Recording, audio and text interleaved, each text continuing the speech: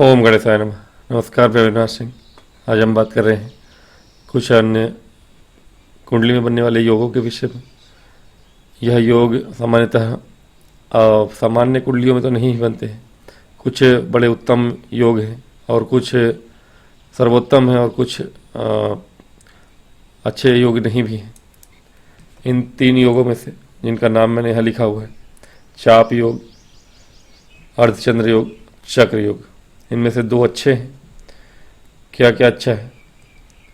पहले बात करेंगे चाप योग की। चाप योग क्या होता है मुझे याद नहीं आ रहा, लास्ट टाइम मैंने बताया था कि नहीं, लेकिन चाप योग यदि आपके 10वें भाव से लेकर और चतुर्थ भाव तक सभी ग्रह बैठे हों, ठीक है, सभी 7 ग्रह राहु केतु को छोड़ के, यहाँ 1 2 3 4 5 6 7, इन 7 भावों में 7 ग्रह बैठे हों, कम में भी बैठे हो लेकिन सभी में बैठे हो तो अच्छी बात है। इन 7 भावों में ही सारे 7 ग्रह होने चाहिए, तो आपका ये चाप योग बनता है। लेकिन अब ये चाप योग उतना शुभ नहीं माना जाता है। ये आमतौर पे ऐसे जातक जो होते हैं वो बड़े ही धूर्त और विश्वासघाती किस्म के होते हैं। इनकी प्रवृत्ति होती है लोगों को मूर्ख बनाना, लोगों को चूना लगा के पैसे खींचना, या बहुत कुछ। अधिकतर कोतवाल बनते हैं ऐसे लोग, या ऐसे पद पे होते हैं जो लोगों को बेवकूफ़ बना के धन लूट सके, और या तो जंगल में होंगे।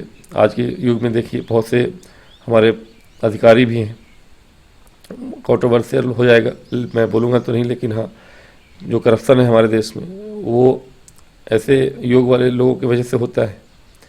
अगर आप किसी पद पे हैं, हालांकि ऐसे लोग जंगल में रहना पसंद करते हैं, जंगल में भी बहुत, जंगल विभाग भी है, बहुत सी चीज़ें हैं, वहाँ भी करप्शन आप देख ही रहे हैं। कोई जंगल का जंगल साफ कर दे रहे हैं तो कैसे कर दे रहे हैं, अगर जंगल विभाग है वहाँ पर, तो वो ये सब वही है कि ऐसे योग बनते हैं आपकी कुंडली में कि लोग करप्शन करने पे विवश होते हैं। तो ये आपके चाप योग के कारण होता है। ऐसे जातक जो होते हैं धूर्त और धोखेबाज प्रकृति के होते हैं, और कहीं ना कहीं इनका ये योग मतलब शुभ है तो नहीं कहा जाएगा। अब बात करते हैं नेक्स्ट योग की। अपने नेक्स्ट योग में अगर देखें अर्धचंद्र योग। अब ये अर्धचंद्र योग जो होगा उसमें द्वितीय भाव से लेकर 7 ग्रह आपके 7 भाव में बैठे, यानी अष्टम भाव तक। अब ये 7 भाव में ये चंद्रमा बन गया अर्धचंद्र, तो ये आपका अर्धचंद्र योग बन जाता है। द्वितीय भाव से लेके 7 भाव में यानी अष्टम भाव तक 7 के 7 ग्रह राहु केतु को छोड़ के बैठ जाए अगर, तो ये आपके अर्धचंद्र योग का निर्माण कर देता है। यह योग बहुत ही शुभ माना जाता है। ऐसे जातक बहुत ही सुंदर, पराक्रमी, सौभाग्यशाली और धनी होते हैं, साहसी होते हैं। कुल मिला के यह योग बहुत ही शुभ है।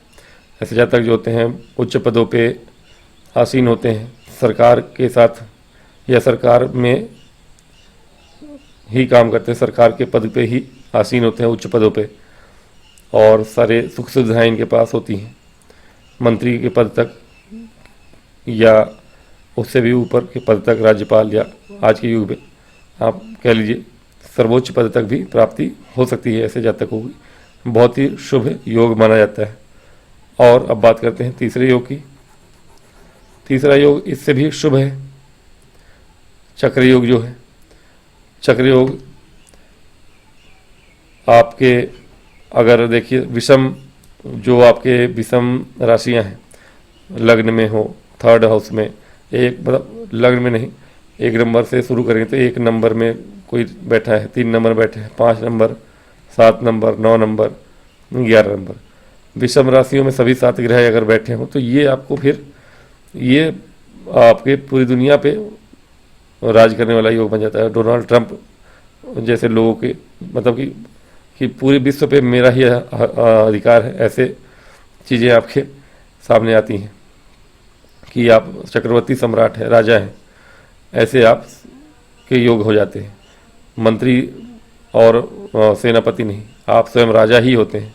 तो ये आपके लिए और भी शुभ योग बन जाता है। चक्र योग जो है बहुत ही सौभाग्यशाली योग है। आमतौर पे ये योग सूत्रों में ही देखने को मिलता है। आज के युग में तो किसी के कुंडली में देखना संभव नहीं है कि सिर्फ विषम राशियों में ही सारे ग्रह बैठे हों, लेकिन अगर है तो फिर आप राजा हैं, और राजा नहीं हैं तो फिर राजा होंगे। तो यही है 3 योग आपके, चाप योग, अर्धचंद्र योग और चक्र योग। कुंडली में देखिए कौन से योग बन रहे हैं, कुछ बन रहा है तो अच्छी बात है। आज की वीडियो में इतना ही, मिलूंगा नेक्स्ट वीडियो में, तब तक के लिए मुझे आज्ञा दें। और यदि वीडियो पसंद आए तो लाइक करें, सब्सक्राइब करें। ओम गणेशाय नमः।